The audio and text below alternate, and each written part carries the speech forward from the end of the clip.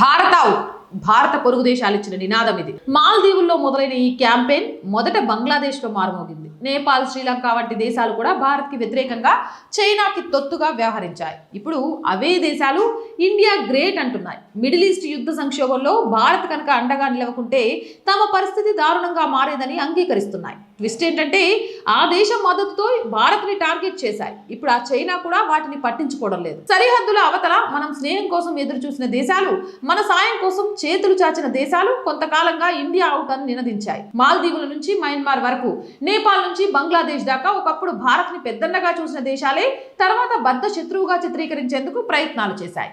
ఇది భారత విదేశాంగ విధాన వైఫల్యంతోనూ, భారత్ ఆ దేశాలకు అన్యాయం చేయడం వల్ల వచ్చిన మార్పు కాదు. మన దేశ సరిహద్దుల్లో మన శత్రువులు ఆడుతున్న డర్టీ గేమ్. ఇప్పుడు అవే దేశాలు ఇండియా బిగ్ బ్రదర్ అంటూ ప్రశంసలు కురిపిస్తున్నాయి. పొరుగు దేశాలైన బంగ్లాదేశ్, మాల్దీవులు, శ్రీలంకలో ఇంధన కొరత తీవ్రమైంది. ఇప్పుడు అత్యవసర ఇంధన సరఫరా కోసం భారత్ ని ఆశ్రయించాయి. భారత్ మాత్రం చేదు అనుభవాలను పక్కన పెట్టి నైబర్హుడ్ ఫస్ట్ పాలసీని బలోపేతం చేస్తూ సహాయ హస్తాన్ని అందిస్తున్నాయి.